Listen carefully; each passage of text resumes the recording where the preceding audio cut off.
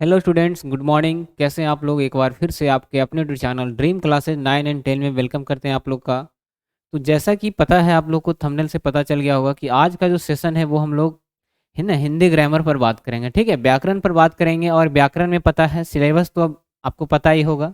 ठीक है, अगर नहीं पता है तो हमारे चैनल के प्लेलिस्ट में जाइए, वहाँ पर सारा कुछ बताया गया है कि व्याकरण में हमको क्या क्या पढ़ना है, हिंदी में क्या पढ़ना है, सारा सब्जेक्ट का पूरा ब्यौरा वहाँ पर किया गया है। ठीक है, तो चलिए जल्दी जल्दी वीडियो को शेयर कर दीजिए और हमारे साथ इस लाइव क्लास में जुड़ जाइए।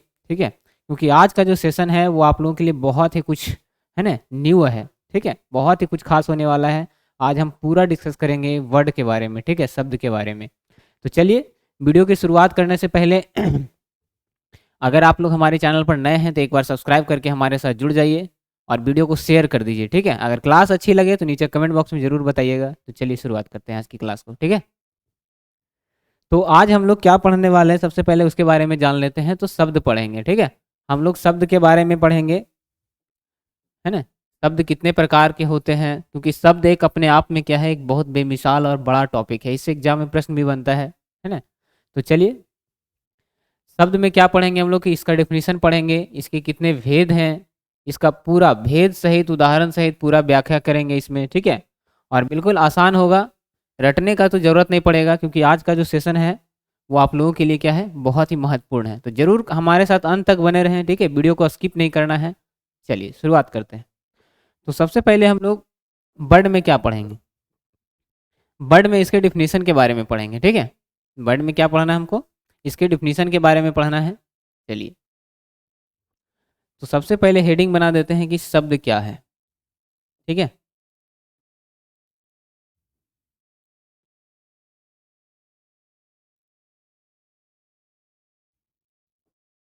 चलिए, तो सबसे पहले हमको क्या पढ़ना है,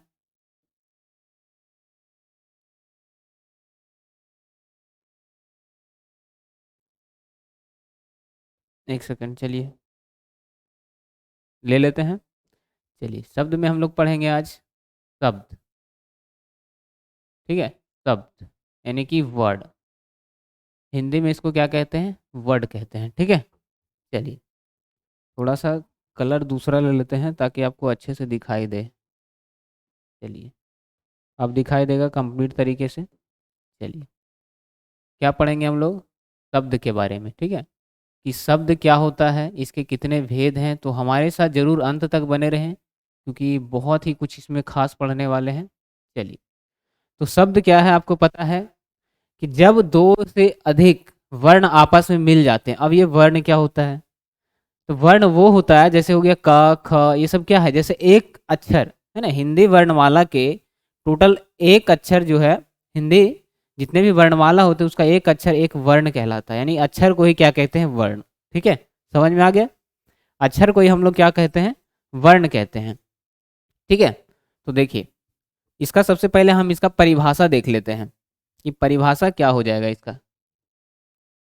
चलिए, तो सबसे पहले इसका हम परिभाषा देख लेते हैं कि इसका डिफिनीशन क्या हो जाएगा, कि वर्ड हम कहते किसको हैं।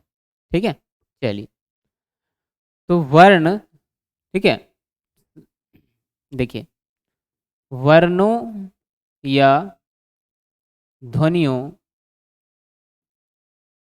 वर्णों या ध्वनियों के, ठीक है, सार्थक मेल को क्या कहते हैं, शब्द कहते हैं। आप लोग कॉपी में इसको नोट करिएगा, क्योंकि एग्जाम से इससे क्वेश्चन बनता है, तो बिल्कुल इग्नोर नहीं करना है।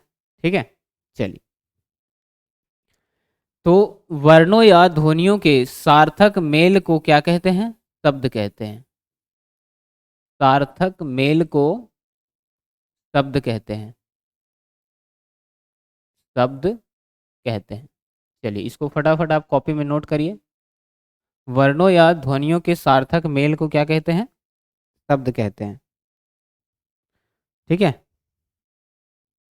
अब देखिए वर्ण क्या होता है, इसको अच्छे से समझना है हम लोग को। ठीक है, देखिए इसके उदाहरण, है ना, एग्जाम्पल ले लेते हैं। अब जैसे देखिए क्या हम बोले इसमें, कि वर्णों या ध्वनियों। अब जैसे हम लोग कोई वर्ण ले लेते हैं, एक वर्ण को वर्ण बोलते हैं, जब एक से अधिक वर्ण आपस में मिल जाते हैं तो उसको क्या बोलेंगे, वर्णों। ठीक है, और इसके इस जो मिलने के बाद जो शब्द बनता है तो उसको हम जिस तरह से पढ़ते हैं, है ना, उसको क्या कहते हैं? ध्वनि। तो वर्णों या ध्वनियों के सार्थक मेल को क्या कहते हैं? शब्द कहते हैं। सार्थक मतलब एक साथ एकजुट होकर के मिल जाना और एक नए वर्ड का निर्माण करना। चलिए, अब जैसे मान लिया जाए एक वर्ण ले लिए क, एक वर्ण ले लिए म, और एक वर्ण ले लिए ला, तो जुड़ करके क्या बन गया? वो देखिए यहाँ पर 3 वर्ण मिल करके बना है, तो क्या लिखे डिफिनीशन में? वर्णों। अब इसके मिलने से क्या बना? कौन सा ध्वनि उत्पन्न हुआ? देखिए कमल। कमल क्या है? एक ध्वनि है, ठीक है। देखिए इसके मिलने से, वर्णों के मिलने से क्या बना? एक शब्द बना, जिसको हम क्या बोले हैं? कमल बोले, ठीक है। चलिए, समझ में आ रहा है? और भी एग्जाम्पल ले लीजिए इसका, ठीक है। जैसे कुछ भी ले लिए, राम, मोहन, ये सब क्या है? एक शब्द है। इसमें देख रहे हैं एक से अधिक शब्द है, एक से अधिक वर्णों के मिलने से क्या होता है? शब्द का निर्माण होता है ना। पहाड़, कुछ भी, आप दुनिया का कोई सा भी ऐसा लेटर जिसका एक कंप्लीट अर्थ निकलता हो। अब जैसे हम इसी में ले लेंगे, है ना, माँ क ल, माँ क ल, इसी को अगर जोड़ने से हम ऐसे बना देते, क्या मकल एक शब्द तो बन गया है? शब्द तो बन गया है, तो क्या इसमें ध्वनि उत्पन्न हो रहा है? मकल, क्या कोई वर्ड पता चल रहा है कि कौन सा ये शब्द है? नहीं पता चल रहा है, तो इसको हम शब्द की कैटेगरी में नहीं रखेंगे, ठीक है। क्योंकि वैसा वर्ड, वैसा वर्णों के मिलने से वैसा शब्द जो एक कंप्लीट मीनिंग देता हो, कंप्लीट एक अर्थ बताता हो, उसको हम क्या बोलते हैं? वर्ण। उसको हम लोग क्या बोलते हैं? शब्द कहते हैं। तो इससे कुछ पता नहीं चल रहा है तो ये शब्द नहीं होगा, ठीक है, याद रखिएगा। उल्टा पुल्टा अगर लिखा हुआ रहेगा अक्षर का, ठीक है, तो उसको हम शब्द नहीं बोलेंगे, ठीक है। इसको हम क्या बोलते हैं? कमल हमारा शब्द हो गया, राम हमारा एक शब्द हो गया, मोहन हो गया, और पहाड़, ठीक है। नोट कर लिए इसको। चलिए, अब इसके डिफिनीशन, इसके जितने भी टाइप्स होते हैं सबको बारी बारी से समझते हैं, ठीक है। इरेज कर देते हैं इसको। अब इसके पूरा डिफिनीशन के बारे में पढ़ेंगे, इसका जितने भी भेद हैं उसके बारे में। अब चलिए,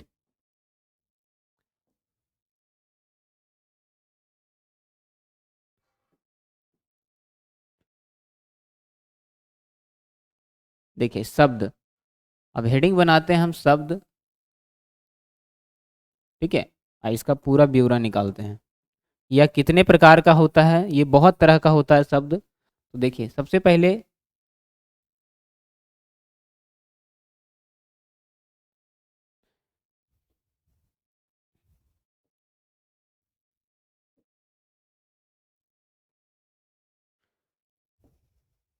चलिए इसको समझते हैं।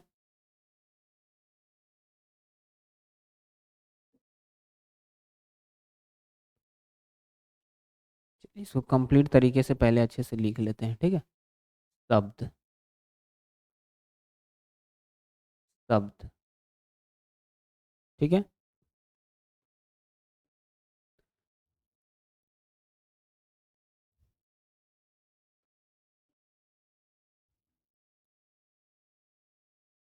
ठीक है, यह कितने प्रकार का होता है सब कुछ। चलिए,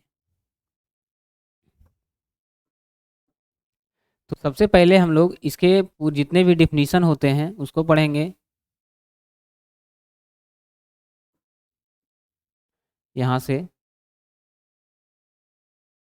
चलिए देखिए, शब्द जो होता है वो 4 तरह से बांटा गया है, ठीक है। उत्पत्ति के आधार पर, रचना के आधार पर, और प्रयोग के आधार पर, और बनावट के आधार पर।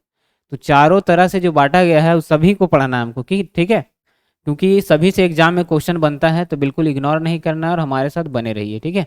अंत तक जरूर बने रहिएगा, क्योंकि आज की जो क्लास है बहुत ही इंपॉर्टेंट है आप लोग के लिए, तो बिल्कुल इग्नोर नहीं करना है, ठीक है। चलिए, तो 4 तरह से, एक होता है उत्पत्ति के आधार पर शब्द के भेद।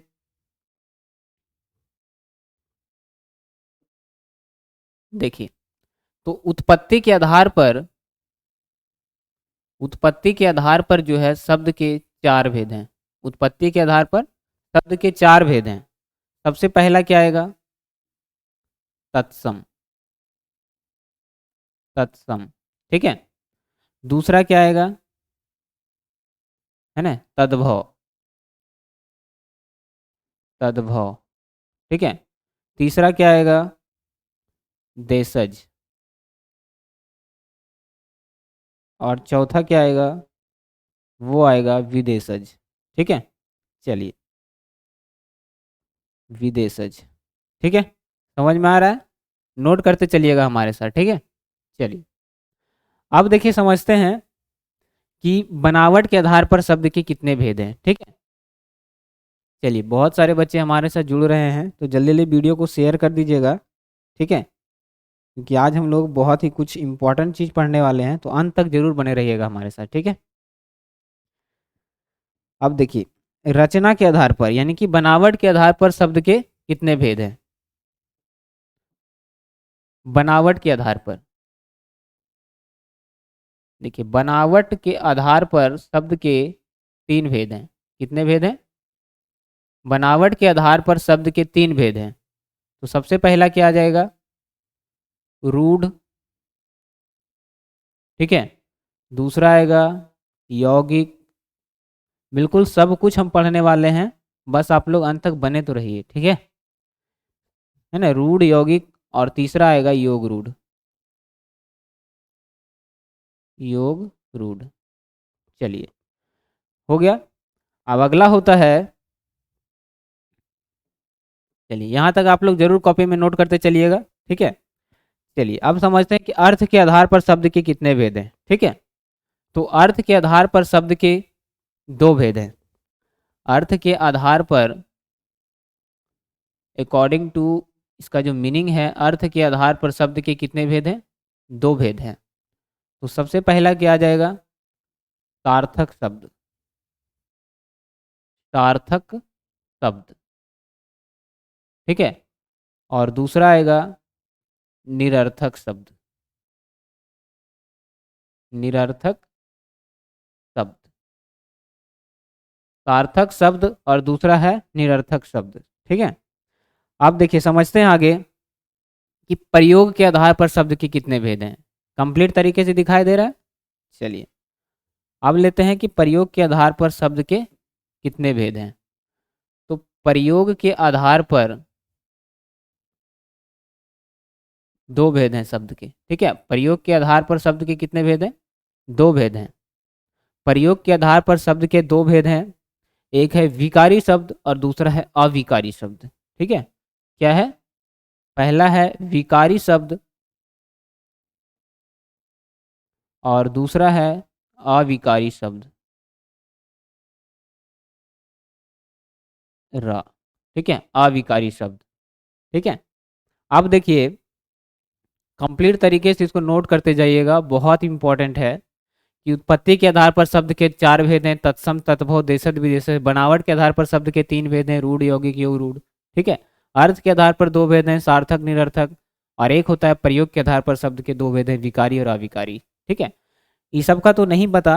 ठीक है, इस सब में तो नहीं कुछ पढ़ना है, लेकिन इन दोनों का जो है डिफिनीशन बहुत ज़्यादा जरूरी है, इसी पर पूरा ग्रामर टिका हुआ है। ठीक है, यही दोनों के डिफिनीशन पर।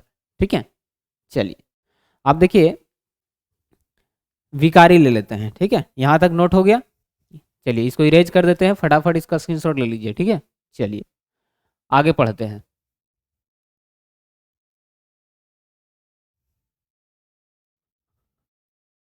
चलिए,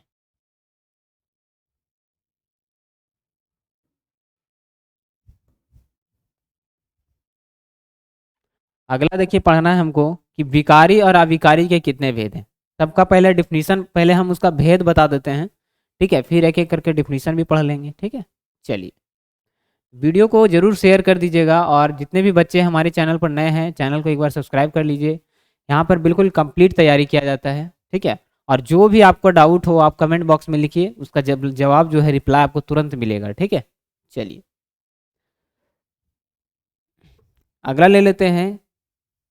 देखिए, विकारी शब्द के कितने भेद हैं। पहला, जो प्रयोग के आधार पर शब्द के भेद थे, विकारी शब्द, इसके कितने भेद हैं।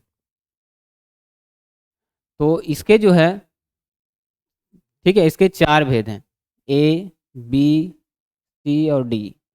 ले लेते हैं। सबसे पहला क्या है, संज्ञा, इसी का भेद है। दूसरा है सर्वनाम, सर्वनाम। और तीसरा है विशेषण या क्रिया, क्रिया। और चौथा है विशेषण। ठीक है, तो ये विकारी शब्द के चार भेद हैं, उसी तरह से अविकारी शब्द के भी चार भेद हैं, अविकारी शब्द के भी चार भेद हैं। इस तरह से हमारा पार्ट्स ऑफ स्पीच का निर्माण होता है। ठीक है, इंग्लिश में पढ़ चुके हैं पार्ट्स ऑफ स्पीच, इसी का पार्ट है। ठीक है, अविकारी शब्द, अविकारी शब्द। चलिए, ठीक है, अगर बोलिएगा तो इंग्लिश भी इसका पूरा बता देंगे, इंग्लिश में कि ग्रामर क्या होता है, इसके कितने पार्ट्स हैं, कितने, है ना, सारा कुछ, आर्टिकल, वॉवेल, वॉइस, नरेशन, है ना, टेंस वगैरह सारा कुछ। ठीक है, आप कमेंट बॉक्स में बताइएगा कि आपको अगर ये सब पढ़ना है, क्योंकि 10th में पता है कि इंग्लिश का नंबर नहीं जुड़ता है, तो कुछ कुछ बच्चे इसको नहीं पढ़ना चाहते हैं। ठीक है, तो बताइएगा कमेंट बॉक्स में अगर इंग्लिश पढ़ना है तो। ठीक है, चलिए, देखिए अविकारी शब्द, अविकारी शब्द के भी इसी तरह से चार भेद होता है। पहला, ये हो गया विशेषण क्रिया, क्रिया विशेषण, क्रिया विशेषण,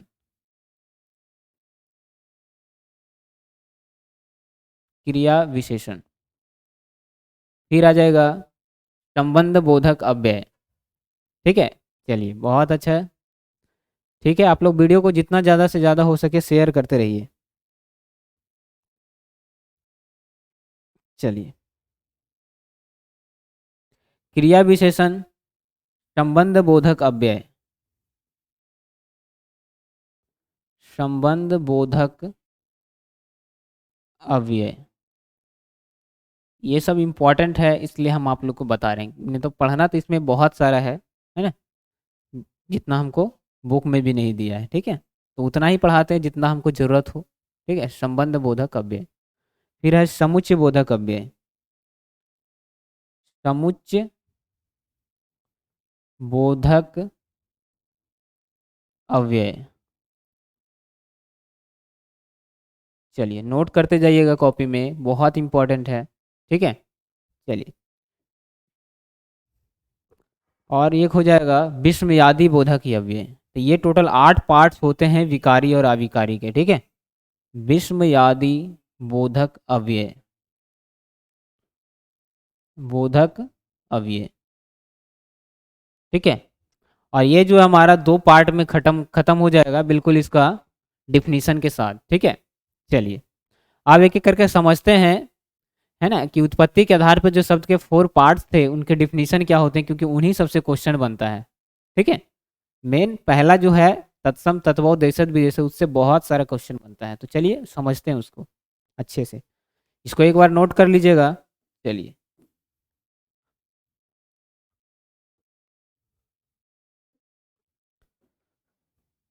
तो उत्पत्ति के आधार पर शब्द के कितने भेद थे?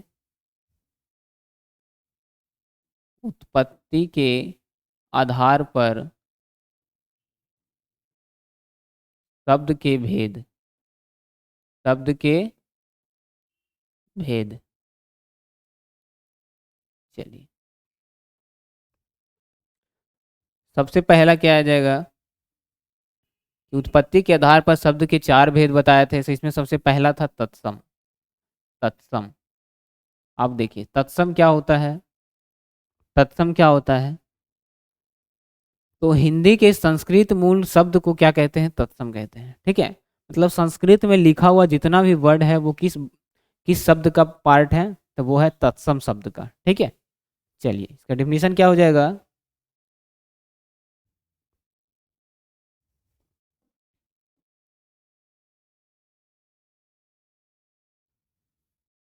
हिंदी के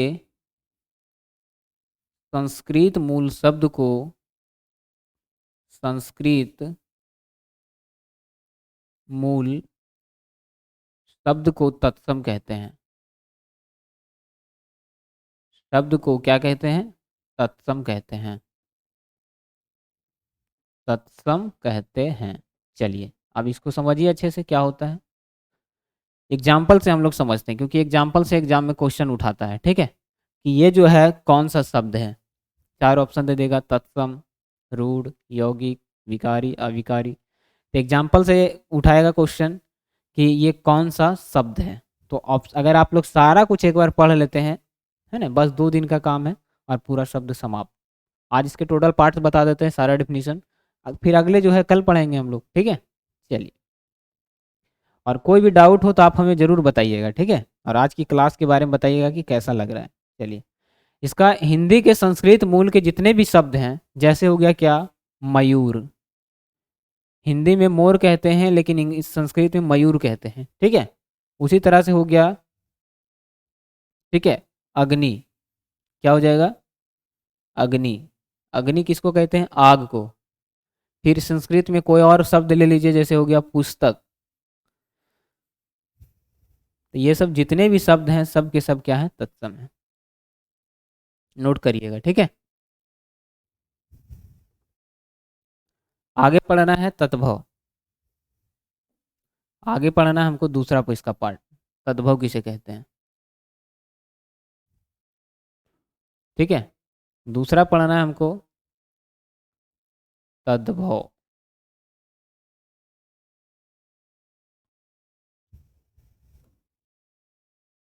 वीडियो को शेयर करते रहिएगा, ठीक है।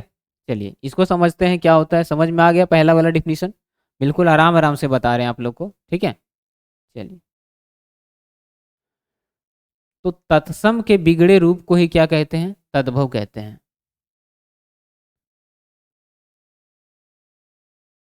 तत्सम के बिगड़े रूप को तद्भव कहते हैं। अभी रुकिएगा, ठीक है। बिगड़े रूप को तद्भव कहते हैं।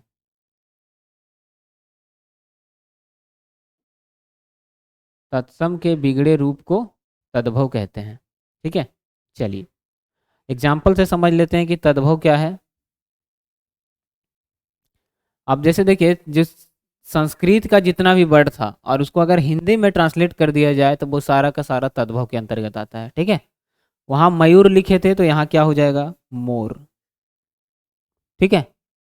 अगर वहाँ पुस्तक लिखे थे तो यहाँ हो जाएगा किताब। बस सारा कुछ वही है, ठीक है।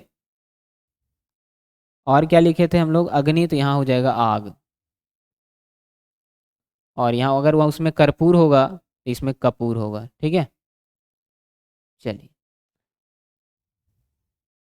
आग, चलिए समझ में आ गया।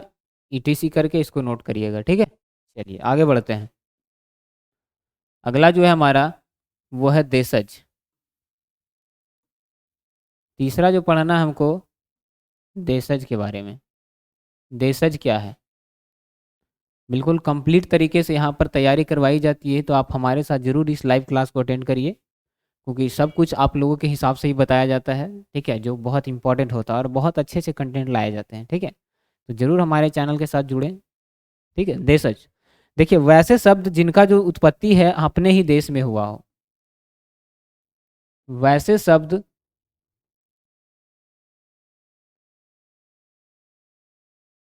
जिसका उत्पत्ति अपने देश में हुआ हो, अपने देश में हुआ हो। अब जैसे बताइए, कौन कौन सा ऐसा शब्द हो सकता है जिसका जो जन्म है वो अपने देश में हुआ है। एग्जाम्पल से ले लेते हैं, ठीक है। जैसे हो गया क्या, जैसे अपने देश में जैसे जितना भी जो भी ठेठ वर्ड है, ठीक है, जैसे, है ना, जितना भी ठेठ वर्ड है, जैसे हो गया क्या, पगड़ी, है ना, डिब्बा, डिब्बी, घर में जैसे जो वर्ड का यूज करते हैं हम लोग, ठीक है, वो सारे वर्ड, ठीक है, क्या हो जाएगा, पगड़ी। अब जैसे हम लोग सुनते हैं हॉस्पिटल, जिसका हिंदी पॉसिबल नहीं है, टेबल। तो ये सारे जो वर्ड हैं, इस सब का जो उत्पत्ति हुआ ये विदेश में हुआ है, ठीक है। इसलिए ऐसे शब्द को हम विदेशज कहेंगे। तो याद रखिएगा, अगर एग्जाम में आ जाए क्वेश्चन तो आप एग्जाम्पल से समझ सकते हैं, ठीक है। जितना भी स्टाइलिश वर्ड रहेगा वो सब विदेश में जन्म है, ठीक है। और जो भी थोड़ा अल्टर लगने लगेगा सुनने में ही, ठीक है, वो सब जितने भी वर्ड हैं जो सुनने में ही अल्टर लगेगा, है ना, डिबिया, पुनगी, है ना, और हो गया पगड़ी, गमछा, ये सब जितना भी वर्ड है सब अपने देश में हुआ है जन्म, ठीक है। चलिए क्या हो जाएगा, गमछा, डिब्बा इत्यादि। अब समझ में आ गया, समझ में आ गया, आप एग्जाम्पल से इसको पकड़ सकते हो, ठीक है। चलिए कंप्लीट दिखाई देता है अच्छे तरीके से। अगर इस तरह से प्रॉब्लम होता है तो हम आपको टाइपिंग करवा के लाएंगे, ठीक है। अगर इस तरह से आपका लिख देखने में प्रॉब्लम हो रहा है तो आप बोलिएगा तो टाइपिंग करवा के लाएंगे सारा क्वेश्चन, ठीक है, तो और आकर्षक लगेगा देखने में। चलिए चौथा जो है हमको पढ़ना है, चलिए चौथा पढ़ना है हमको विदेशज के बारे में, ठीक है। चलिए चौथा क्या पढ़ना है हमको, विदेशज क्या है।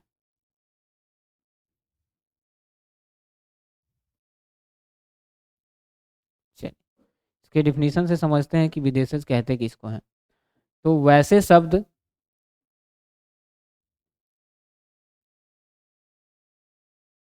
है ना, जिसकी उत्पत्ति, जिसकी, वैसे शब्द जिसकी उत्पत्ति विदेश में हुई हो, वैसे शब्द जिसकी उत्पत्ति विदेश में हुई हो, क्या कहलाता है, विदेशज कहलाता है। वैसे शब्द जिसकी उत्पत्ति कहाँ हुई हो, तो विदेश में हुई हो। कहाँ हुई हो, तो विदेश में हुई हो, उसको हम क्या कहेंगे, विदेशज कहेंगे। अब एग्जाम्पल से आपको बता चुके हैं, एग्जाम्पल, चलिए एग्जाम्पल क्या आ जाएगा, हॉस्पिटल, हॉस्पिटल, अस्पताल, ठीक है, डॉक्टर, जिसका हिंदी पॉसिबल नहीं है, ठीक है, वैसे शब्द, नर्स, वकील, ठीक है। ये सारे जितने भी शब्द हैं सबको हम क्या कहेंगे, विदेशज कहेंगे, ठीक है। तो आगे हम कल पढ़ेंगे रूढ़, यौगिक, योग रूढ़। रूढ़ किसे कहते हैं, जिन शब्दों के खंड के जाने पर कोई अर्थ ना निकले उसको रूढ़ कहते हैं। उसी तरह रूढ़, यौगिक, बहुत सारा चीज़ कल हम पढ़ने वाले हैं। तो आज की क्लास कैसी लगी आप लोग कमेंट बॉक्स में बताइएगा, क्योंकि ये अपने आप में एक बड़ा टॉपिक है, तो 2 दिन तो लगेगा ही। अगर आज ही हम सारा कुछ बता दें 1 ही घंटा में सारा कुछ, तो आप लोग टिक नहीं पाओगे, ठीक है। तो आराम आराम से पढ़िए, अभी बहुत टाइम है हमारे पास। आप इंजॉय के साथ पढ़ते रहिए इसी तरह से हमारे साथ। तो हंसते रहिए, मुस्कुराते रहिए और हमारे साथ बने रहिए डेली, ठीक है। ओके, मिलते हैं अगले क्लास में। आज की क्लास के बारे में ज़रूर बताइएगा कि कैसा लगा, ठीक है। ठीक है, टेक केयर।